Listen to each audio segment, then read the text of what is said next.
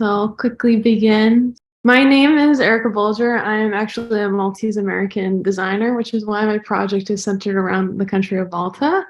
So I spent a lot of time going back and forth. And if you don't know, Malta is actually very small. So here's some size comparisons. It actually becomes a little speck in comparison to the UK. It is so small that driving from the north to the south coast actually only takes about 30 minutes, and driving the longest that you can takes only about an hour. With Malta's small size, you'd think it would be easy to get anywhere with public transport, but let's see the reality for Malta's residents that use the bus system. So meet Benji. I'm going to provide a case study here. He's an elderly man from Dingley, and unfortunately, he's been diagnosed with cancer and needs treatment at the main hospital. So by car, this trip would only take about 22 minutes. But let's see what it looks like by bus. So first of all, the route only runs every hour. And then also, someone like Benji would have to wait a long time at the bus stop because the buses rarely follow schedule and there's no efficient live feed anywhere. Furthermore, while waiting at that bus stop, it has little seating and cover, and the sun will often burn someone's skin. And finally, on the bus, that route takes 50 minutes, which totals the entire trip at about an hour and 30 minutes. So when comparing that distance and that time to walking and driving, it is actually closer in time to walk. And even worse is the mobility between the rural towns. So if Benji wanted to see his cousin in Berzabuja, he would need to take 2 buses in this out-of-the-way journey for a total of an hour and 40 minutes.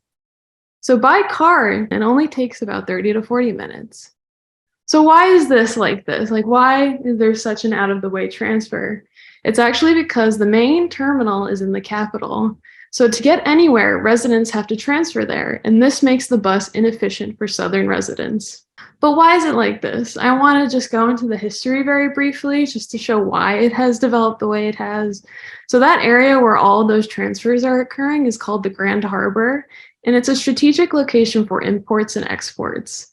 Historically, this was Malta's main employment center, and this created a need for transportation to the harbor. So this also developed some neighborhoods around it, with the affluent northern harbor. So during Malta's time as a colony, this area was actually most popular with the British. And these people, during the perils of World War II bombardment, tended to move further north. The other neighborhood that came out of it is the Southern Harbor District, and this is where the working class mostly lived, and they tended to move south. So knowing this historical information, there's actually kind of a north and south divide lens that you can look at the mobility issue and the lingering mobility bias. So how does this affect riders today? So in a survey I conducted, when asked how satisfied people are with the routes, 50% said that they were unsatisfied and 30% said they were neutral, leaving only 20% satisfied with the route system.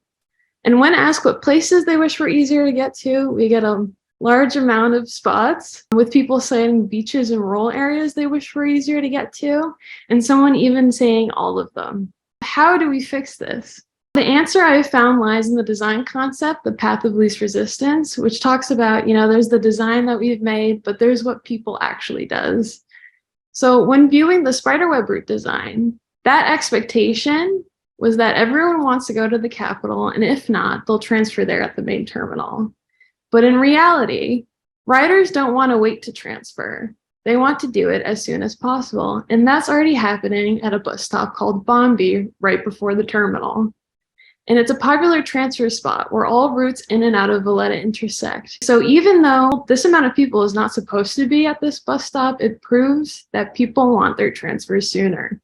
Rather than something like a spiderweb route design, I'm proposing something that is a little bit more interconnected like this.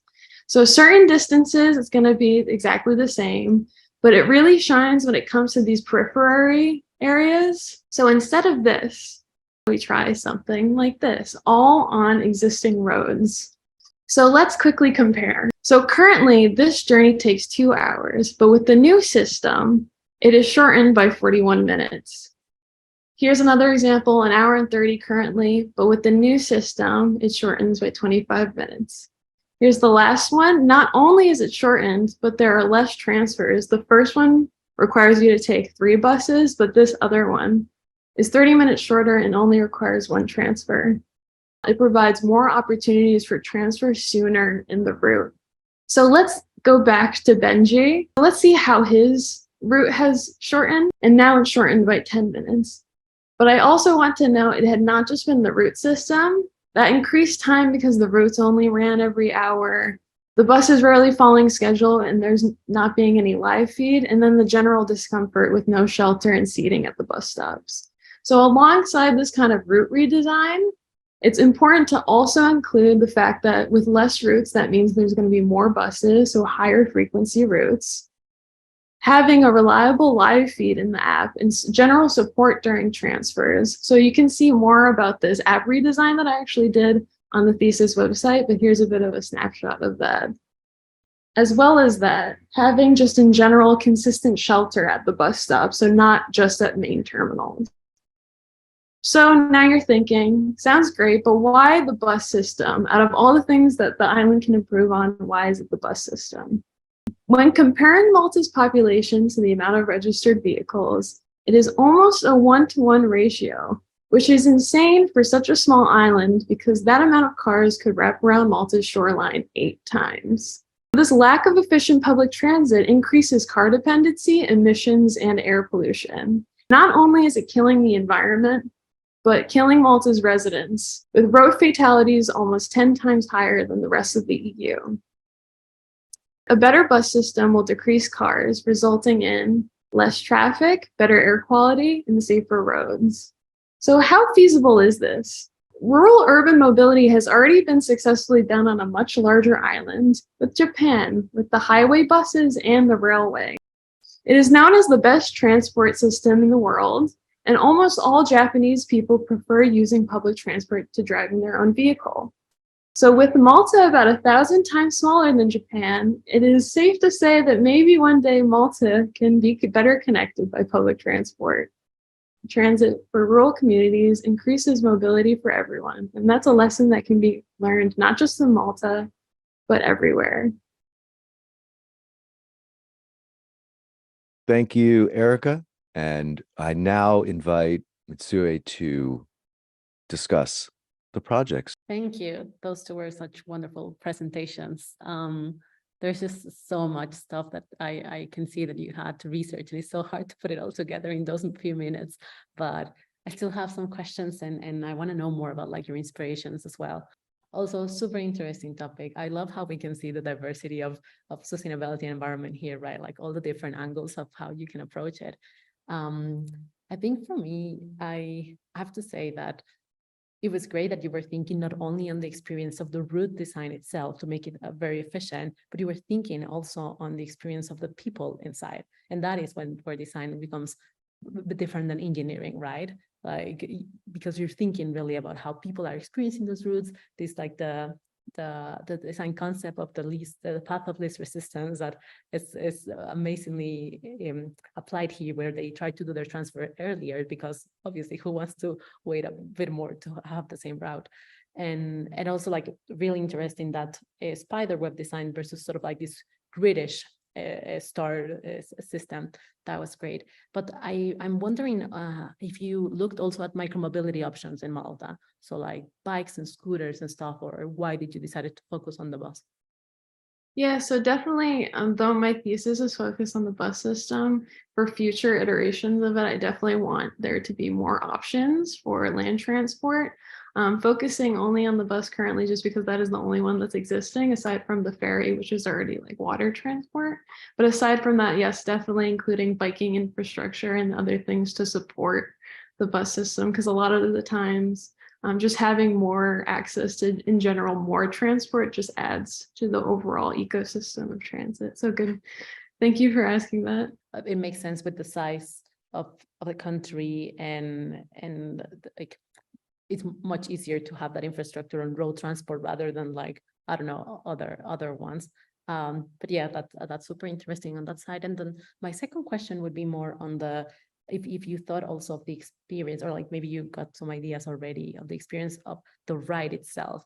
So like while you're in the bus, is there any way that you can enhance even more to make it, as you said, like people in Japan prefer taking public transportation than their car? Can there be, in a sense, not only because it's safer and faster and cheaper maybe, but also in the sense of the experience itself? Do you envision some opportunities there? Have you found already some insights? Yes, definitely. It was wonderful about the buses is that they're like high ceiling buses. So a lot of windows. So there's already that kind of added experience of while you're on a Mediterranean island, you can see a lot of scenery and a lot of like historic architecture. So when I did run the survey, there had actually been the least comments on the buses themselves and actually being inside of them. Because in general, people were already enjoying the option for seating. They just weren't enjoying the routes, how long it would take to get somewhere, and then the lack of a lot of buses on a route system. So that's when you get overcrowding on the buses, when there's only one bus coming every hour or 2 hours. It makes sense that already it's included in the experience because of the super nice scenery. Then I think the last questions would be more on like have you looked at the budget that is it, I'm not sure how is it handled by the government in this case, because different bus systems work in different ways. Some are sort of privatized. So have you looked at like budget ways and how that would impact, or is that next step?